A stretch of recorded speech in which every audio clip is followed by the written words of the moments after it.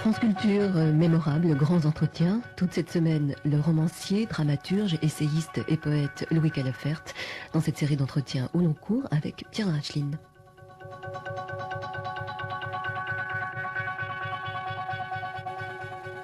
Louis Calafert, vous êtes un touche-à-tout, vous écrivez pour le théâtre, pour le cinéma. Ah non, pour le cinéma, non, Un petit peu. Ah oui, non, jamais, non. Une fois, c'est tout à fait accidentel, et non. Bien. Non. Et surtout, vous êtes poète. Ah oui, ça d'accord, oui, d'accord. Et c'est peut-être ce qui compte le plus pour vous. Oui, pour moi, oui. Oui, à mes yeux, oui. Indiscutablement, oui. C'est l'exaltation poétique, mais pas forcément dans des poèmes, aussi bien dans des textes que dans des poèmes. C'est-à-dire que la poésie, pour vous, n'est pas une question de forme. Voilà, pas du tout. Votre poésie est en général très limpide, C'est la croix presque Ibanez. classique. Oui, vous êtes gentil. Mais il y a, je fais un mais, Oui, allez-y. il y a un texte, dont je n'ai lu qu'un extrait, c'est à la fin des entretiens avec Patrick Amine, qui s'appelle, Ah, Ouroboros, qui est fantastique. Oui, merci beaucoup, mais enfin, non, mais ça... Alors là, je vois, Oui, c'est quoi? Qu'est-ce que vous voulez oui, savoir? alors, je veux savoir la genèse, parce que c'est, La Genèse? Oui. Oh, la Genèse, c'est très simple.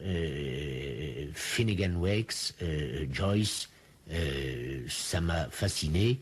Et là-dessus, je sais pas quel âge j'avais à l'époque. mais vous n'aviez lu que la traduction de J'étais Jacques Hottel. Ah oui, bien sûr, oui, bon. l'extrait. Oui. Et là-dessus, moi, je me suis dit, merde, voilà, ce type met le doigt sur ce qu'est la poésie dans son essence même, tu vois. Et moi, ça m'a fasciné. Je me suis lancé là-dedans à C'est un corps perdu. retour à Artaud aussi. Un retour à Artaud aussi. Ça fait plaisir de voir qu'on a les références culturelles comme ça. Non, mais c'est vrai, parce que c'est tout un monde noué, ça. Tu vois, c'est bon. Et puis là, je me suis heurté, alors là, parce que moi, j'étais parti pour 200 pages, enfin bon. Et puis, là, je me suis heurté à l'hostilité et l'incompréhension absolue de tout ce qui avait pouvoir d'éditeur à l'époque. Ça, c'était, nul et non avenu. Et Nadeau a consenti à en publier un passage dans sa revue Les Lettres Nouvelles, après moult discussions, et après que je lui ai eu écrit le pourquoi et le comment. Enfin, il a été très très rétif, c'est le moins qu'on puisse dire. Comme je crois qu'on est toujours rétif à ce qui est comme ça un élan poétique. Et vous n'avez pas l'intention de le publier, ce texte? Ah non, c'est fini maintenant, Non. ça va, c'est un truc... non. Alors, est-ce qu'il y a comme ça justement des textes que vous écrivez et que vous rejetez non Oui, j'en ai pas mal, oui. ouais, parce que j'écris quand même beaucoup, oui, bien sûr. Alors quel est votre critère justement là de choix entre ce qui sera publié et ce qui Je ne sais sera pas, c'est que de temps en temps, comme j'ai des manuscrits, c'est comme ça roupille. Et puis de temps en temps, comme ça, quand j'ai rien à foutre... Vous faites un tirage au sort? Non, c'est pas ça. L'après-midi, je me dis, tiens, alors, j'y repense, je cherche là-bas dedans, puis je feuillette. Et puis là, je vois, comme il y a eu du recul, je me dis, bon, ça c'est pas bon, et puis voilà, c'est tout. C'est comme ça, c'est pas des calculs faramineux. Et vous pensiez revenir sur des points où vous n'étiez pas du tout d'accord avec ce que je disais dans mes carnets, là. Oh, c'était Léoto, en fait. Ah, c'était Léoto, ah bon, C'était Léoto, d'accord. surtout Léoto. D'accord. Vous dites dans vos carnets, justement, que la poésie, c'est la tristesse. Ah oui, Mais la vraie c'est pas poésie. sellement la tristesse chez vous. C'est la musique et la Oui, tristesse. c'est la musique, Ah bah oui. mais c'est plus la mélancolie que la Eh ben, tristesse. la mélancolie, mais enfin, je veux dire, il n'y a pas de poésie sans mélancolie et sans musique, quoi. Je veux dire, c'est l'oreille, non, alors là, justement, je veux dire, mais ça, Aragon lui-même a déjà écrit un texte, là, je sais plus quand, enfin bon, ça remonte assez loin, sur l'histoire de la rime, du classicisme en poésie, enfin, etc.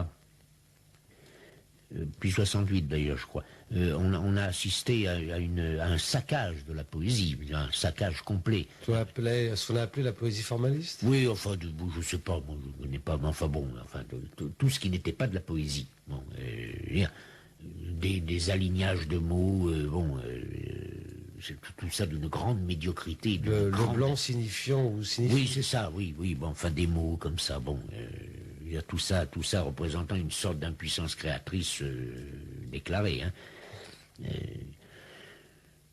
et qui a contribué encore à faire un mal considérable au fait poétique, à l'inspiration poétique, un mal considérable, parce que même les gens ils voient ça, ils disent ça n'a aucun intérêt, ça n'a pas de sens, c'est pas beau, c'est rien, bon. Je dis, si c'est ça la poésie, bon, point terminé, ils arrêtent. Hein, alors ça, c'est regrettable. Parce que la poésie, c'est effectivement... La poésie, c'est les sanglots longs des violons de l'automne. Point, c'est ça la poésie. C'est rien d'autre, c'est ça. Ça signifie pas grand-chose, c'est peut-être tout ce que vous voulez, mais enfin, c'est ça. C'est une chose qu'on reçoit comme ça, voilà, c'est ça la poésie. Ça agresse la sensibilité, ça. Oui, voilà. La poésie, c'est impalpable, c'est indéfinissable, c'est vraiment le truc insaisissable. C'est Carmina, hein, le charme, quoi. Elle est faite plus pour être sentie que pour... Mais elle est faite, oui, pour être comprise. ressentie. Voilà, les familles, il n'y a rien à comprendre. La poésie n'a pas à traduire des choses à comprendre.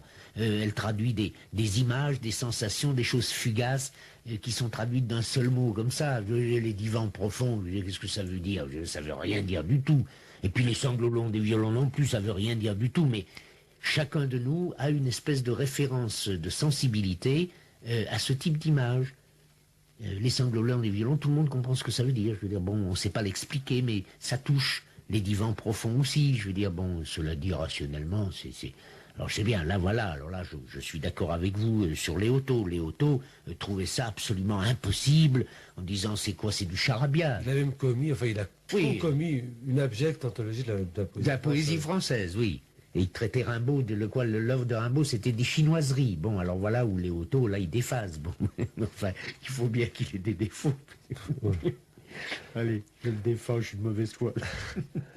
En tout cas, au niveau de la poésie, vous ne reniez pas le lyrisme, mais vous n'êtes pas prêt à suivre le conseil de Maurice Nadeau, qui un jour vous a écrit « Substituer au lyrisme et au cri le ton glacial et coupant du simple constat du rapport d'huissier. » Donc vous n'êtes pas prêt de faire une carrière d'huissier. Mais ça, c'est tout...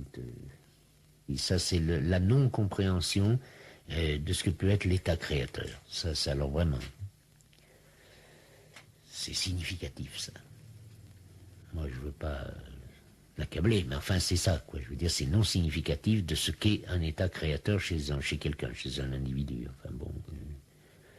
Et pourquoi vous publiez finalement si peu de poésie? C'est parce que vous... Mais parce que c'est impubliable. Je veux dire, où est-ce que vous...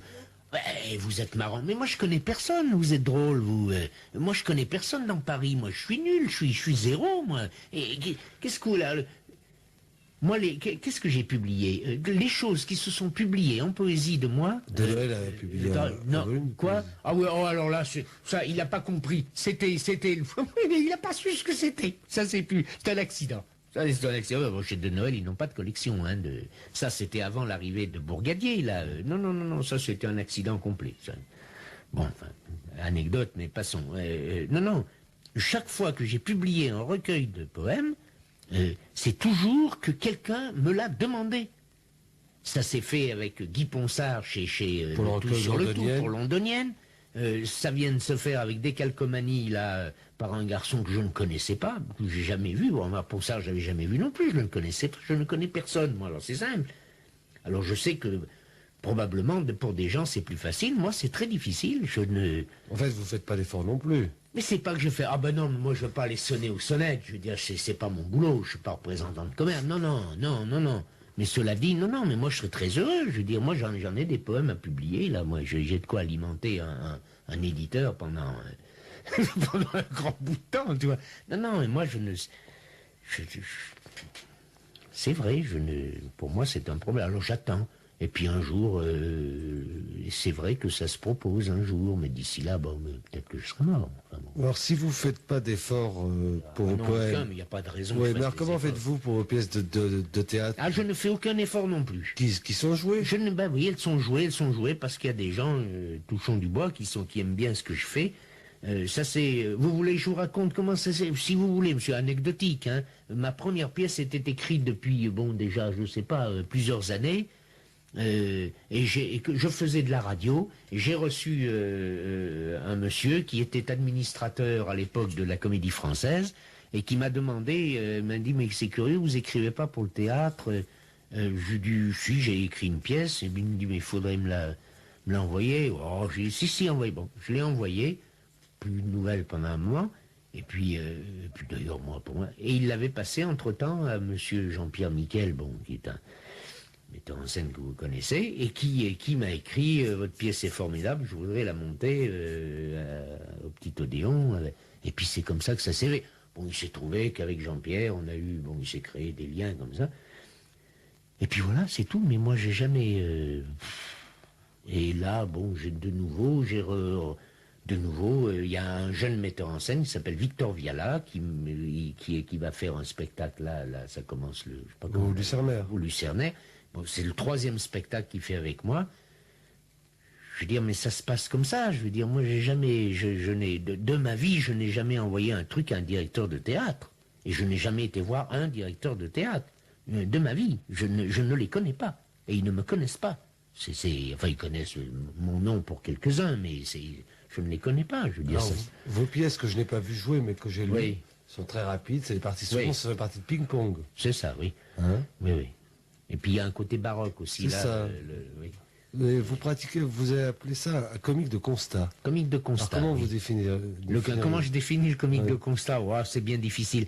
Je pense que tout ce qui est un peu, comment dirais-je, dérisoire, dérision, tout ça, chez nous tous, enfin, me frappe beaucoup, me fait rire, et j'ai une forme comme ça d'esprit qui a besoin comme ça de se délivrer de ces travers que j'ai vus et qui m'ont amusé. Bon, alors, voilà, quoi, c'est là-dessus qu'a commencé à se construire mon drame. Puis après, je me suis mis à réfléchir, sur en quoi j'ai peut-être eu tort d'ailleurs, enfin, on verra.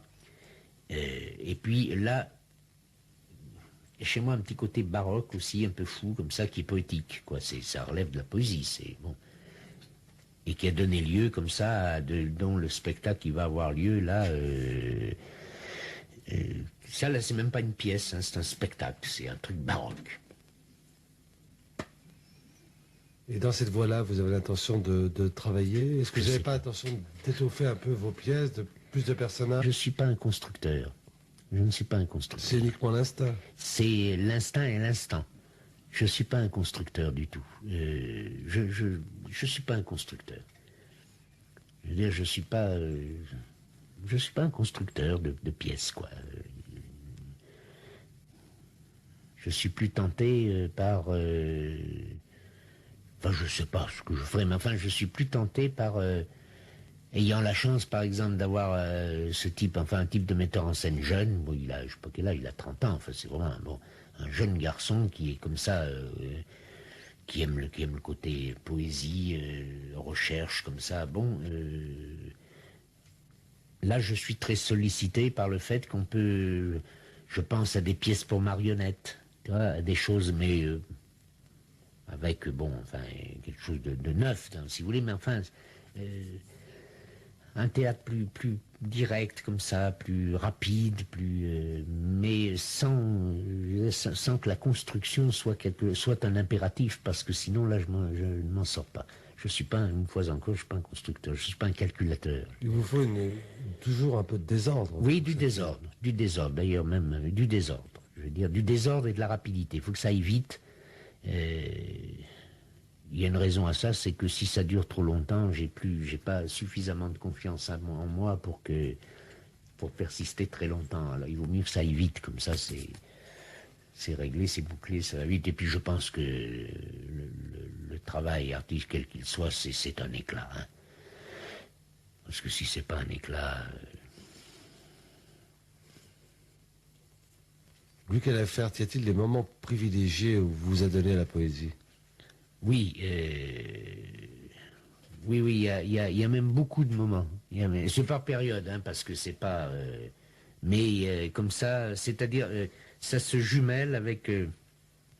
c'est très étrange d'ailleurs, parce que ça se jumelle en général, hein, pas toujours, mais en général, j'ai la faiblesse de barbouiller un peu, de peindre et de faire des choses comme ça, ce que j'appelle des objets poétiques ou des trucs comme ça. Et là... en général, c'est comme si c'était un déclenchement de choses. Alors ça commence par la peinture pour aller vers la poésie. Et presque chaque fois, c'est l'explosion comme ça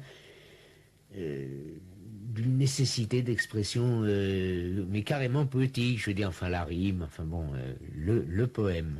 Il y a un poète contemporain, Jean-Daniel Fabre, Oui. qui a utilisé l'expression parole attestée par le cristal pour la poésie. Oui, oui, c'est ça. Il y a cette espèce de chose qu'on ne peut pas définir, qu'on ne peut pas fixer, qu'on ne peut pas, qu'on ne peut pas délimiter, enfin qu'on ne peut pas prévoir non plus, et qui est épisodique parce que bon, c'est vraiment.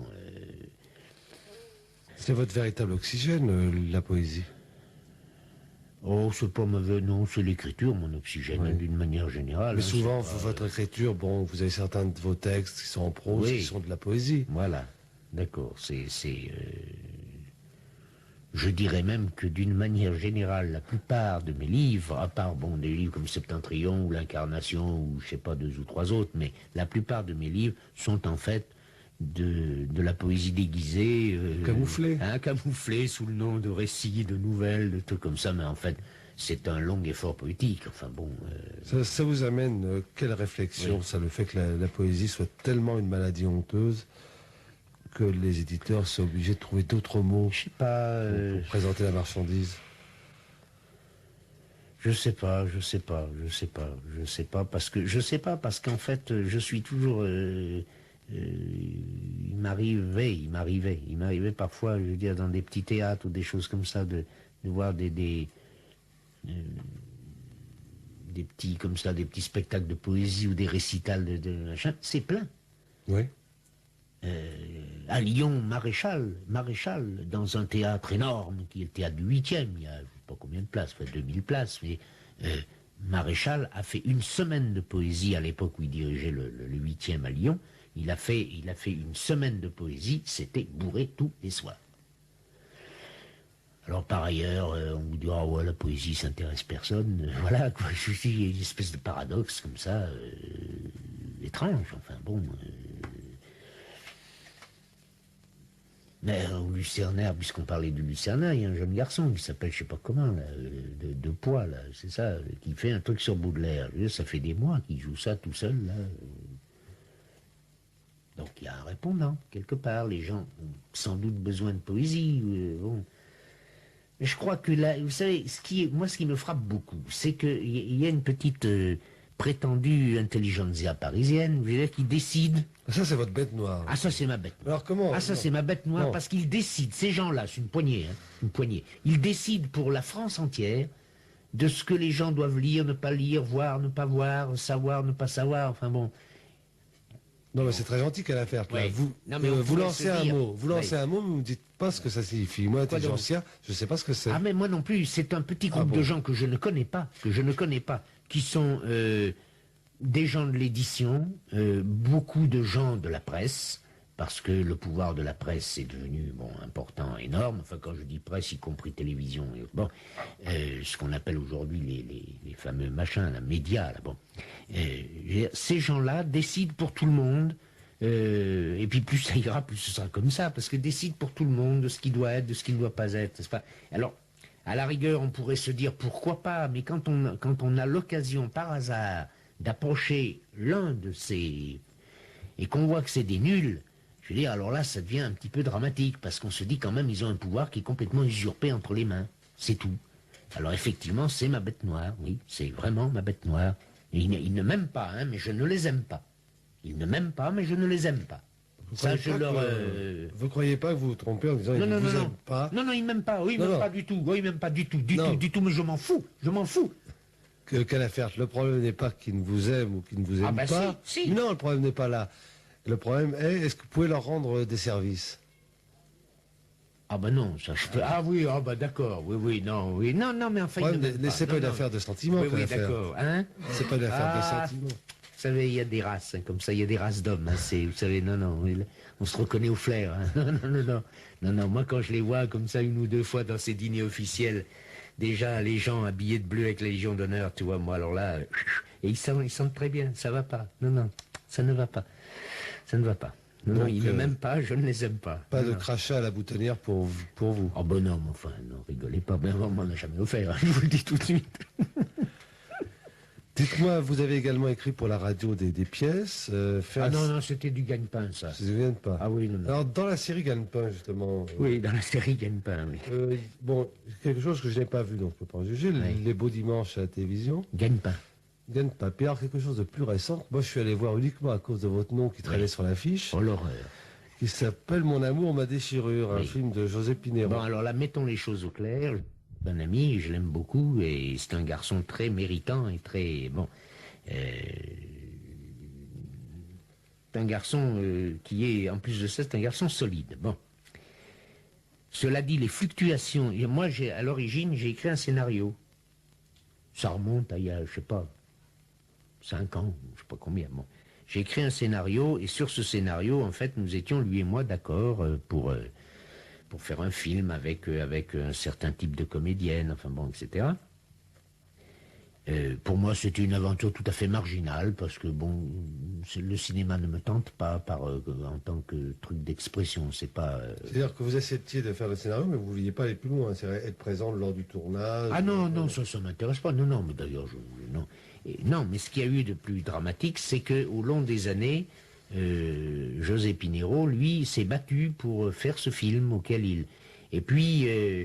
il s'est battu pour... Enfin, vous savez ce qu'est un film. Enfin, moi, je ne le savais pas. D'ailleurs, je l'ai découvert. Enfin, bon, c'est-à-dire, c'est des questions d'argent, de machin, de trucs. Et tant et si bien qu'au long des années, mon texte a disparu. Ça s'est rétréci à un truc, bon... Et puis voilà, quoi. Et voilà. Alors, là, j'aurais pu... très honnêtement, dire je ne veux pas que mon nom soit à l'affiche. Bon. Mais, très honnêtement, entre-temps, j'avais touché de l'argent que nous avions mangé. Je veux dire, il n'était pas du tout question que je puisse le rendre. Donc, je me suis dit, bon, d'accord, tant pis. Et puis, je me suis dit, le cinéma, c'est pas grave. Ça passe, ça disparaît, ça... Hein. Puis des fois même ça peut brûler, tout, parce que c'est inflammable. Donc je me suis dit c'est pas grave, c'est pas un livre, c'est pas honteux, quoi. Voilà, mais enfin voilà comment ça s'est passé. Cela dit, je sais pas si le scénario original était bon, hein, ça, il était peut-être pas bon du tout, mais enfin. Vous avez été voir le film? Oui, on est allé le voir. Oui, on est allé le voir. On est allé le voir. Pas de commentaire. Non, mais on est allé le voir. Ma femme a beaucoup aimé. Vu qu'elle a Et fait, elle persiste. lorsqu'on regarde votre bibliographie, enfin, je prends celle qui a été publiée par Patrick Amine, Oui. ou simplement la place que prennent vos livres dans une bibliothèque normale. Oui. Ah ben, j'ai trop écrit. Alors, 15 titres dans la catégorie récit, hein, mais ça c'est avant que, me paraît, cette année, l'incarnation et promenade dans un parc. Hein. Oui. 9 recueils de poèmes, et là il faut dire que la majorité... 9 recueils de poèmes? Non, ils sont annoncés comme inédits, hein, dans le livre de Patrick Amine. Il annonce 9 recueils de poèmes ou il a pris ça, lui? Ils sont annoncés comme inédits. Hein. Jamais de la vie, enfin, non, mais vous rêvez ou quoi? Non, mais enfin... Faites voir ça, non, pas possible. Alors, Poésie Ragtime, édition de Noël 60. Ah bah oui, non, mais c'est ce que je vous dis, je mets ragtime dans la poésie. Alors, comme télégramme de nuit, danse découpage, Ah bah oui. petit dictionnaire à manivelle, londonienne, décalcomanie, poème ébouillanté, ombre chinoise. C'est un très beau titre, c'est. Ah oui. Vous voyez 11 pièces de théâtre. Ça a dû s'aggraver depuis... Non. Non 3 volumes de carnet. Ouais, bah alors les volumes de carnet, il y en a au moins, je sais pas combien, 10 ou 15, hein, paraître ou ça, alors là. Oui. Ah, vous n'avez pas fini de me supporter, hein, même quand je serai mort, vous verrez. S'il se trouve un vicieux pour méditer, vous verrez. Vous mourrez sur le dos pour un moment. Alors, c'est une boulimie ou... Non, c'est pas ça. Non, vous savez... C'est une urgence. Non, je vais vous dire, j'écris très peu. Très peu. Je reste, vous voyez, cette année, par exemple, je n'ai pas écrit un mot, sauf pour mon journal, bon, mais sinon, et encore très peu cette année. Jusqu'à présent, cette année, bon, elle va être finie, hein, je n'ai rien fait, je n'ai pas écrit une ligne. Mais c'est vrai que l'année dernière, j'ai écrit 2 livres, 3 pièces, et 2 ou 3 recueils de poèmes qui sont là-haut, bon, vous voyez, c'est tout. Mais alors comment ça procède? C'est par Ça ne crise? procède pas, je peux pas vous dire, j'en sais rien. Vous avez Peut-être que écrit ce soir, vous voyez, peut-être que ce soir, je vais écrire. Je sais pas, je peux pas vous dire. Je triche pas, hein, là, je vous dis la vérité. Je sais pas, je n'en sais rien. Tout d'un coup, pouf, ça y est. Je me mets, je m'assois, mais des fois ça commence une bricole comme ça, je m'emmerde, parce que quand j'écris pas, vraiment je m'emmerde, hein, c'est vraiment... cette encore année, à la campagne moins, parce qu'à la ça a dû campagne... être terrible cette année pour c'est vous. horrible. Non, mais à la campagne moins, parce qu'il y a le jardin.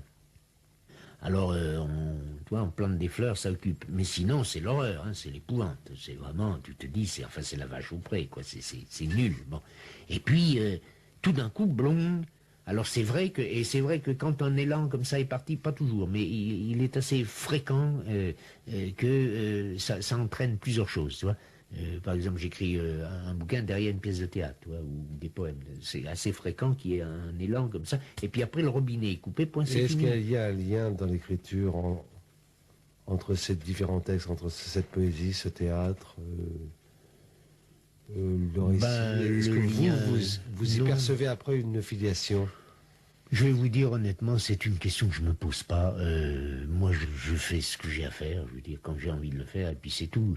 Et cela dit, je m'aperçois qu'effectivement, j'ai vraiment beaucoup écrit, mais c'est ni par calcul, ni par machin. Et souvent, je me dis, bon, c'est fini. Tu vois, le livre, c'est fini. Souvent, je dis, enfin, bon, c'est fini. Allez, terminé. Je vais écrire mon journal, tranquillos, comme ça, sans plus. Je planterai mes petites fleurs, et puis, bon. Et je le dis sincèrement, je le pense. Et puis, pouf, tout d'un coup, un truc se présente. Alors, je le fais avec bonheur, hein, parce que je suis très heureux, et quand j'écris, je suis content. Moi. Mais c'est tout, je veux dire, c'est pour ça que je vous dis, j'écris peu. J'écris vite. Vite, et vous travaillez apparemment, vous retravaillez peu vos textes, d'après ce que j'ai compris. Je les retravaille très peu. Ce qu'il y a, c'est qu'il y a des scories. Oui. Bon, alors là, bon, c'est un travail de correction, mais de scories, enfin de petits machins, quoi. C'est le joaillier qui oui, profile voilà, le bon, diamant. voilà, c'est ça. Mais c'est vraiment pas, je veux dire, c'est par respect. J'aime que ce soit enfin, écrit en français. Enfin bon, mais sinon, j'écris très vite, quoi. Et puis cela dit, j'en jette aussi, hein, parce que là, vous parlez de ces histoires de poèmes, ça date. Il y a eu une année, là, où je me suis mis à écrire, hein. Il y a eu une année, là, c'était, bon, je me suis mis à écrire des poèmes, ça n'en finissait plus. Je veux dire, bon, là-dessus, j'ai fait le tri depuis, je veux dire, ce que vous appelez ombre chinoise, là, ça a disparu, ça n'existe plus. Les autres, ça s'est raminci, tu vois, à une dizaine de poèmes, donc, non, faut pas non plus, oui, mais ça, c'est Amine, il a mis... c'est pour faire... Ça fait sérieux. Et quand on vous dit que vous publiez trop, ça vous exaspère? Ah, personne m'a dit que je publiais trop. Il y a eu Chancel un jour, là, je lui ai bouclé la gueule tout de suite, comme ça, il s'est tenu tranquille et c'était fini. Voilà. Parce qu'il n'a pas à juger si je publie trop ou pas trop. Je veux dire... je publie ce que j'ai à publier, cela dit... Oui, mais 3 livres cette année, c'est quand même pas mal. C'est pas 3 3 livres livres. à partir du mois de... Ah mais attends, premier. non, mais cette année c'est pas fini. Il y en a un autre qui paraît au mois de novembre. Là, un très beau livre de poèmes d'enfants, poèmes pour enfants, très très beau. Qui paraît où? Illustré. Oh, c'est un éditeur. C'est même pas un éditeur, c'est un directeur de galerie suisse. Qui lui-même est hollandais d'ailleurs, qui se fait plaisir en publiant un livre très beau et très très cher. Et et ces poèmes sont illustrés par un ami peintre qui s'appelle Jacques Truffémus, dont je parle souvent dans mes carnets d'ailleurs. Et le livre va sortir donc, ça en fera 4.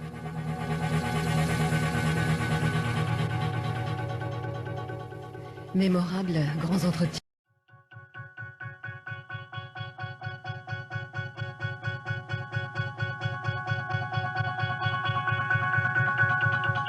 France Culture, 11h30, mémorable. Toute cette semaine, le romancier, dramaturge, essayiste et poète Louis Calafert, dans cette série d'entretiens au long cours avec Pierre Dracheline. Louis Calafert, j'aurais envie de titrer ce deuxième entretien « Septentrion ou la descente en enfer ». La descente en enfer parce que ce texte plonge au tréfonds d'un être qui était vous. Descente en enfer parce que ce texte a connu un destin singulier. Oui, un destin plus que singulier, un destin un peu maléficié, enfin, si on peut dire ça à propos d'un livre, mais effectivement, j'ai été moi-même assez étonné par le destin qui continue d'ailleurs d'être un destin d'exception. Il vous échappe un petit peu maintenant. Ah oui, complètement. Ah bah oui, 20 ans ont passé, plus de 20 ans. 20 ans ont passé, donc de toute façon. Et pourquoi revenir à Lyon?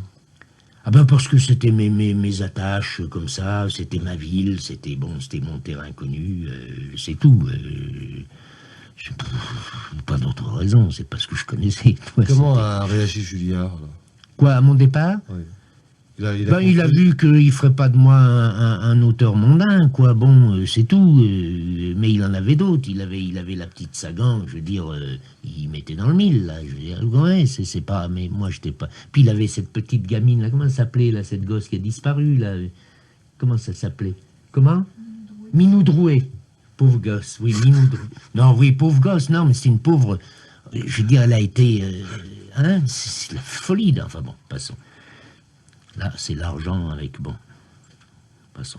Cela dit, Julliard était un véritable éditeur. Hein. C'était pas... Ah oui. C'était un éditeur qui savait lire et écrire. Qui aimait le livre, qui ne se couchait jamais un seul soir, ça c'est pas bidon, hein, sans lire un manuscrit. Ah non, non, il connaissait tous les auteurs, il lisait tous les manuscrits. Hein. Ça c'est vraiment... C'est un éditeur, quoi. Depuis, bon... enfin, lui, c'était un éditeur. Vous arrivez à Lyon, donc, et vous travaillez à la radio. Oh, pas tout de suite, oh là, pas non, tout de suite. pas tout Non, de il suite, s'est mais passé au bout d'un quelques années. Bah, après, j'ai eu une vie sentimentale. Et vous avez commencé quand l'écriture de Septentrion? J'ai mis 5 ans pour l'écrire et il s'est terminé. Écoutez, je peux pas vous dire. Vous l'avez publié en 63. Oui, oui, mais je l'ai publié, il y avait déjà 1 an qu'il était fini. Il y avait déjà 1 an qu'il était terminé. Je l'avais foutu dans un tiroir parce que c'était une entreprise tellement comme ça, chaotique, j'étais perdu là-dedans. Et Julliard attendait ça. Julliard attendait. Je lui avais donné des tas de morceaux à lire. Enfin bon, il était. Il vous répondait sur Ah, il ces était morceaux? enflammé. Mais il était enflammé. Il attendait que je termine ce livre. Il mesurait déjà le Ah risque oui, qu'il oui, aurait. oui. Il m'avait dit, on s'en fout. On va au procès, mais c'est bon. Enfin là, j'ai l'air de me vanter. Mais enfin, non, il trouvait ça très, très beau. Bon, très, très fort et tout ça. Et moi, je n'avais qu'une hâte, en fait, c'était de finir ce livre, de machin, et puis j'étais complètement bouffé et pris. Et puis un jour, j'ai eu le sentiment, je pouvais plus écrire, c'était fini, quoi, c'était terminé. Et j'ai dit, c'est de la merde, j'ai foutu ça dans un tiroir, il y est resté 1 an. Et un matin, ma femme est témoin, je veux dire, un matin, on habitait à la campagne, j'ai ressorti ce truc et j'ai regardé, je dis, putain, mais il est fini. Et je le descends et je lui dis, mais mon livre est fini. Et on ouvre la radio et on apprend que Julliard venait de mourir dans la nuit. Ah putain, c'était un truc, ça c'est... Il y a des signes hein, comme ça, c'est vraiment des trucs...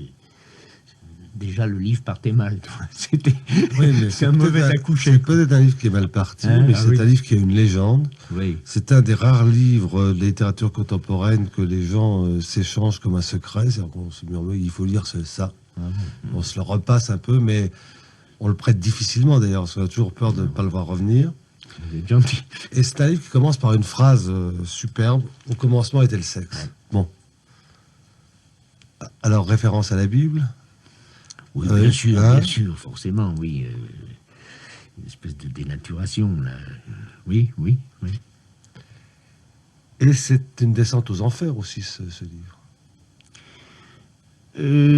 Pour moi, pas tellement. Ça a été plutôt Enfin, ça a été très pénible. Hein.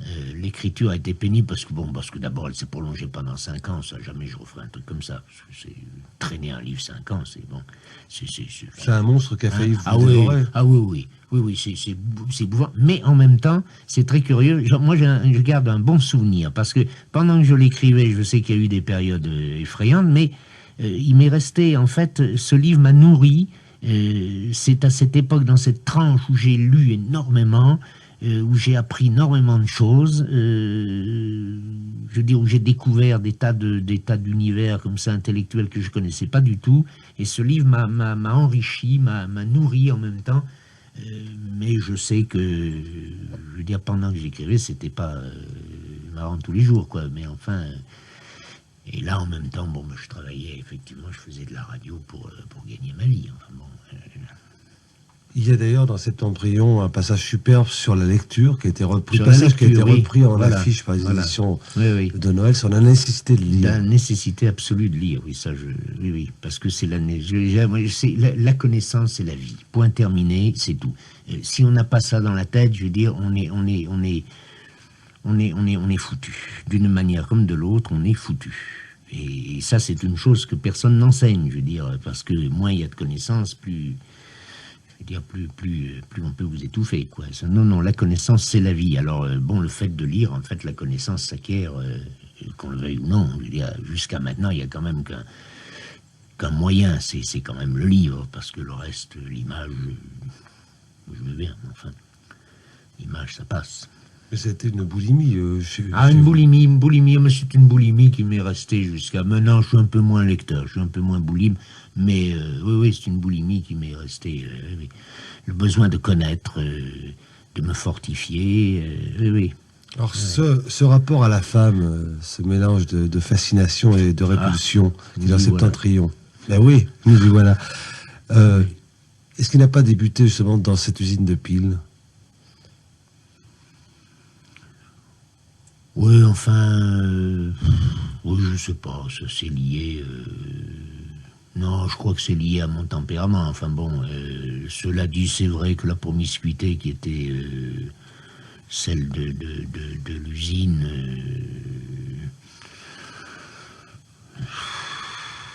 n'a rien arrangé, si vous voulez, mais enfin.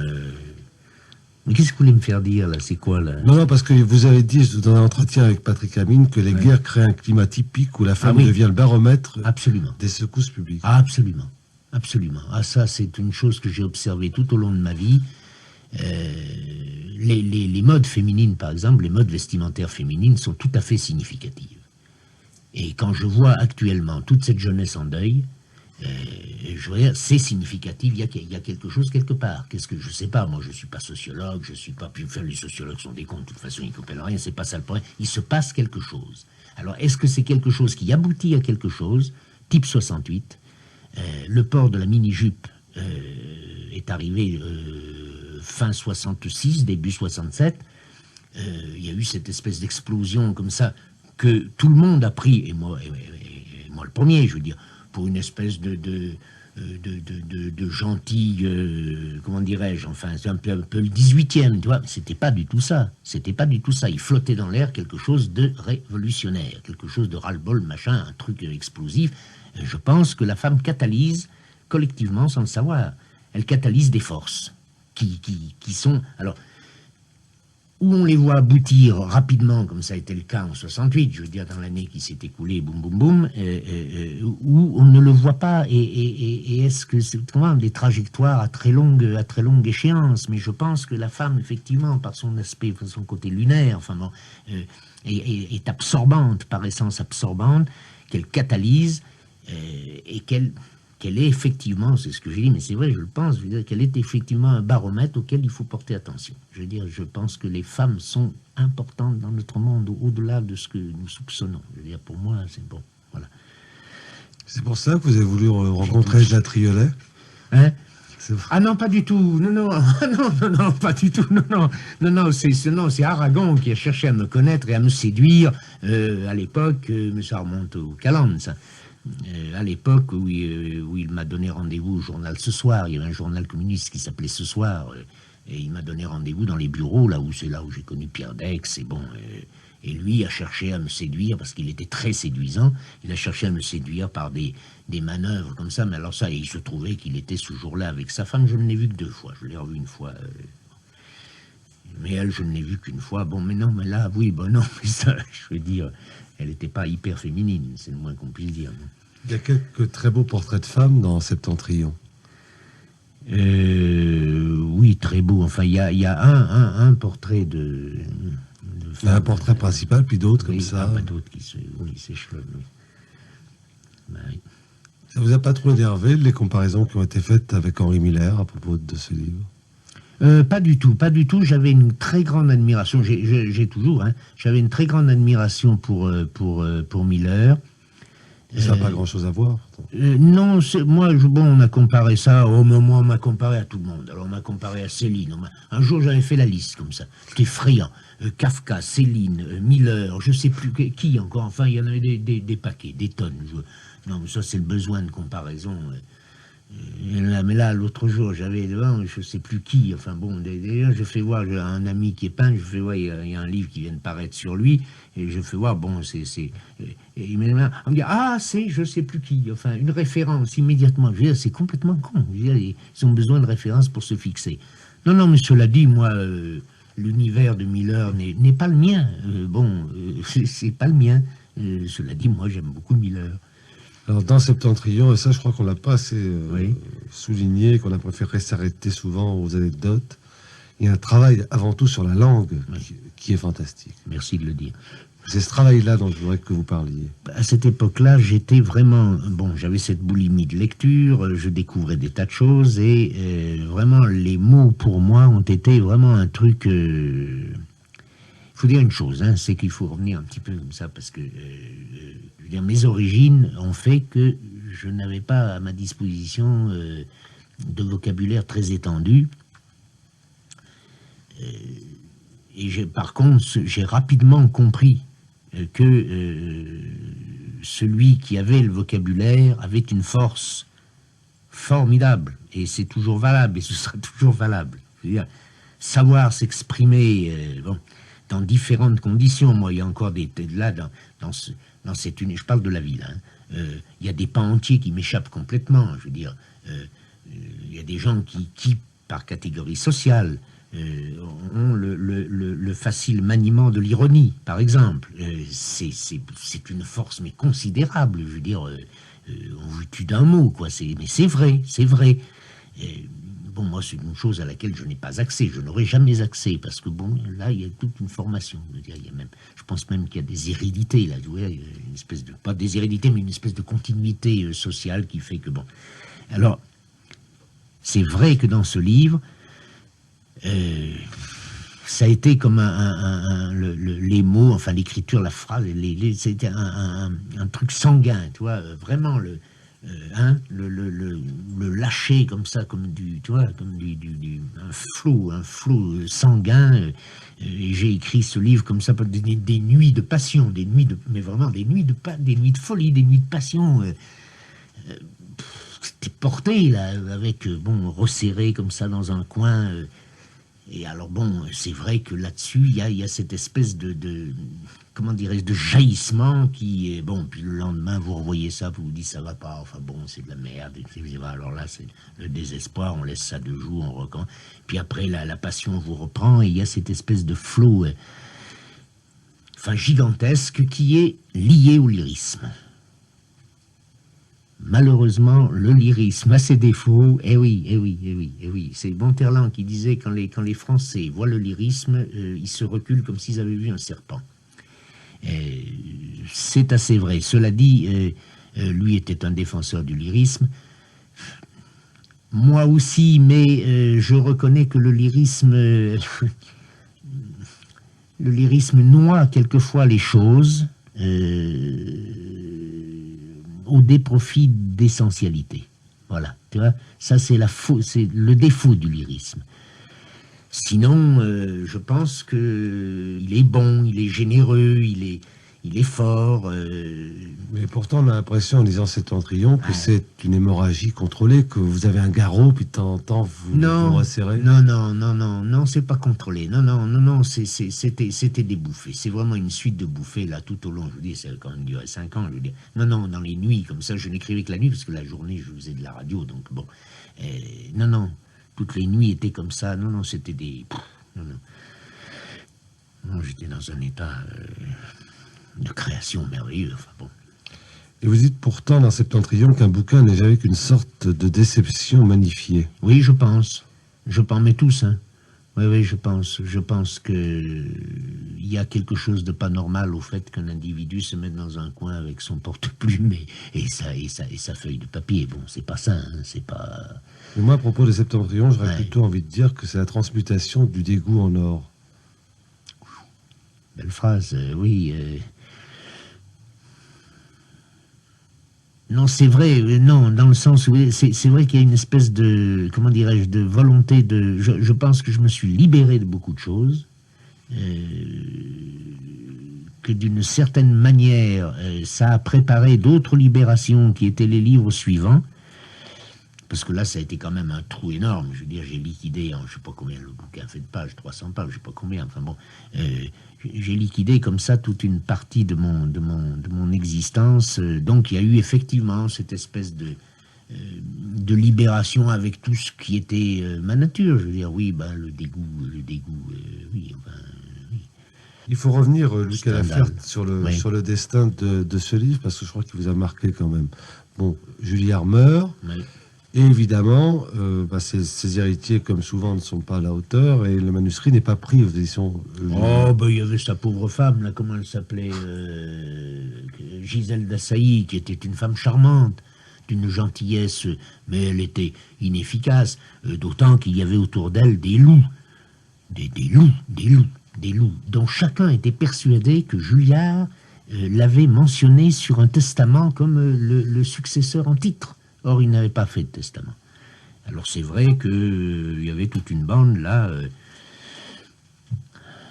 bon, enfin, qui était prêt. Comment dit, il y a un vers d'Aragon qui dit quoi, tout leur est bon pour chipper la brioche. C'est exactement ça, tout leur est bon pour chipper la brioche. C'est, bon. Alors là, c'est pas très beau à voir. Enfin, bon... Bon, Gisèle d'Assailly était incapable de se mettre à la tête d'un livre comme ça, c'était pas possible. Bon, donc tout ça est resté dans le vague. Moi, je me suis occupé de rien comme d'habitude. Je suis retourné dans mes provinces. Et puis un jour, par l'intermédiaire de Maurice Nadeau, qui m'a écrit, parce que j'avais pas de téléphone à l'époque, qui m'a écrit que le livre allait être publié chez un monsieur qui s'appelait Tchou. Ça s'appelait quoi le livre, quoi, le cercle du livre le précieux. cercle du livre précieux. Qui était déjà un peu un ghetto où Oui. il y avait que des textes dits libertins. Oui, oui, enfin moi j'ai jamais vu cet homme, mais le livre s'est publié, il a été immédiatement interdit par le ministère de la Santé d'abord, hein, parce qu'il y a eu des plaintes, et puis après par le ministère de l'Intérieur, ce qui fait qu'avec les deux interdictions, bon, et aucun journaliste, sauf Robert Canters, n'a eu le courage, parce que dans le journalisme, le courage, c'est pas ce qu'il est, bon, n'a eu le courage de faire un article malgré la censure. Je veux dire, bon, moi, il me semble que, bon, tant pis, qu'est-ce qu'ils allaient pas leur... Bon, hein, alors, sauf Robert Canters a fait un article sur Vous êtes passé vous-même en correctionnel pour ce livre? Ah non, il n'y a pas eu... Non, tout ça, c'était... Interdiction à la vente, ça. Oui, interdiction, gna, bon... Alors, comme vous n'êtes pas sans l'ignorer, en France, ce n'est jamais un texte qui est interdit, c'est une édition précise. Oui.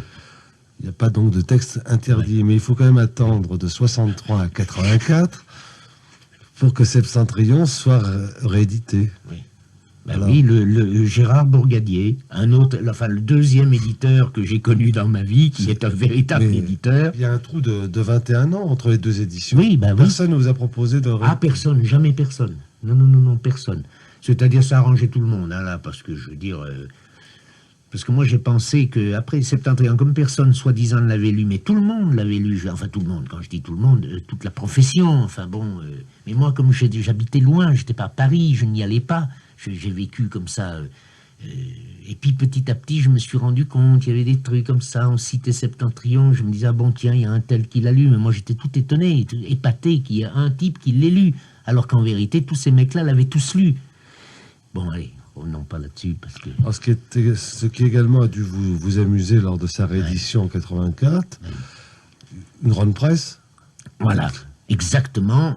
Bourgadier était convaincu, il m'a dit, on va sortir Septentrion, et vous allez voir, c'est fini. Je me souviens que dans son bureau, je lui ai dit, vous vous trompez, vous allez... Non, pas du tout. Voilà. On n'a pas eu de presse, on a eu 2-3 échos par-ci par-là, et c'est tout, une fois encore. Alors je sais pas moi ce que ce livre a, je sais pas, il est maudit, quoi. Personne n'en veut. Il est maudit. Cela dit, alors par contre, un nouveau public s'est fait là. Ah oui, alors là, ça, je suis très content. Je veux dire, il y a vraiment tout un public très jeune. Alors là, vraiment très jeune. Il est maudit, sauf pour les jeunes lecteurs qui viennent à vous, parce que c'est un titre qui maintenant est sans cesse réimprimé. Étonnamment jeune même, ça c'est curieux, parce que alors là on voit quand même une cassure des époques, hein, parce que... Louis Calafert, vous êtes revenu dans d'autres livres sur votre approche de la femme, entre autres dans Épisodes de la vie des mentes religieuses, que vous avez publié en 1976. Un peu également dans votre tout dernier livre, L'Incarnation, où c'est la femme vue par un enfant oui. Qui apparemment a entre 2 et 3 ans, puisqu'il ne maîtrise pas encore les mots. Oui, enfin, il y a ce passage-là, et puis le passage 8 ans, 8-9 ans... Il y a effectivement la première, le tout premier, et puis après le 8-9 ans, quoi. Enfin, il y a un mélange là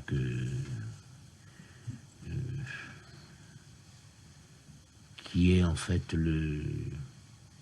C'est-à-dire ce livre, L'Incarnation, là, c'est un livre... Je traînais ça depuis très longtemps. Hein. Quand je dis très longtemps, ça veut dire, je sais pas, 15 ans. Hein, bon.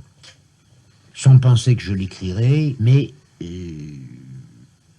c'était quelque chose dont je me disais que, bon, c'était dommage qu'il ne soit pas écrit. Enfin bon. Après nos discussions avec l'éditeur, là, m'ont incité à écrire. Il y avait un élément technique dedans qui ne se présentait pas. C'est-à-dire que si je restais à la répétitivité des sensations d'enfance, bon, je veux dire, cette répétitivité devenait lassante et finalement peu significative pour moi. Hein. Et un soir, j'ai pensé, parce que je pensais, bon, peut-être penser à ce livre tous les jours, enfin bon, comme ça, mais sans pouvoir. Et puis un soir, j'ai réalisé, j'ai compris ce à quoi je n'avais jamais pensé de ma vie. J'ai compris, j'ai vu, j'ai fait le rapport entre le fait que certaines des situations, disons corporelles, enfin bon, de ma vie d'adulte, étaient en rapport direct avec ces moments d'enfance. Bon, et à partir de là, le livre était fait, parce que bon, il y avait effectivement cette ouverture sur le monde extérieur, enfin, qui n'est plus le monde de l'enfance et qui est néanmoins lié dans ma vie. Mais ça, j'avais jamais compris. Ça, je n'avais jamais pensé, à vrai dire. Alors quand j'ai eu ça, je veux dire, le livre était fait, quoi. Et c'est vrai que la femme tient un rôle, mais enfin un rôle. Là, dans ce livre... Et très belle chose sur les prostituées. Oui. Très belle déclaration d'amour. Oui. Ah bon? Ah oui. C'est un livre très, très tendre, de toute façon. Oui. Sauf dans les parties où c'est la guerre ouverte entre l'enfant et le monde des adultes. Oui, là c'est... Mais c'est même pas le monde de... Cette chienne est... Mina, ma belle. Voilà. Je m'excuse, mais bon... Comme ça, on fait... Mina! Oui, on en était là. Oui, non, le monde des adultes, non, c'est pas le monde des adultes, hein, c'est le monde... Oui, c'est ça, le petit monde des adultes qui était autour de moi, hein, qui était d'ailleurs en fait limité. Dans la réalité, c'était vraiment assez limité, parce que c'était un milieu, bon... on peut pas l'asphyxier ou quelque chose, non.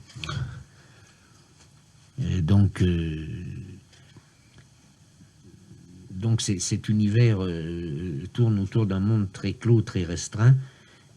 Mais là aussi, moi, j'en ai pas fait état, si vous voulez, mais c'est assez singulier que le reste de ma vie soit aussi dans un univers très restreint. Je suis un homme de la retraite, de très très peu de relations. Je veux dire, j'ai eu 3 amis dans ma vie,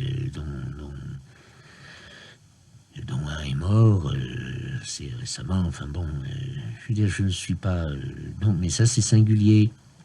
On aurait pu incorporer ça aussi au lit, vous voyez, ça c'est... Mais enfin bon, là après, je pense que ça va... Il y a une scène superbe dans l'Incarnation où le petit garçon avec son chic et son morceau de chiffon, accompagné d'une petite fille, regarde d'une fenêtre de l'escalier une boucherie. Ah oui, oui, ça se passe. Et le regard de ces deux enfants sur la boucherie, c'est le regard sur le monde des adultes. Sur le monde des adultes, oui. Sur la réalité, d'une réalité qu'on ignore. Donc de la barbade, du sang. Oui, oui. Une réalité qu'on ignore quand on est gosse, quoi. Enfin bon, dont on prend conscience. Dont on prend conscience très mal, d'ailleurs, enfin moi en tout cas, je veux dire, très mal, je veux dire, très difficilement. On ne fait pas le rapport entre le meurtre, le monde du sang et les animaux qu'on voit. Oui, ça c'est...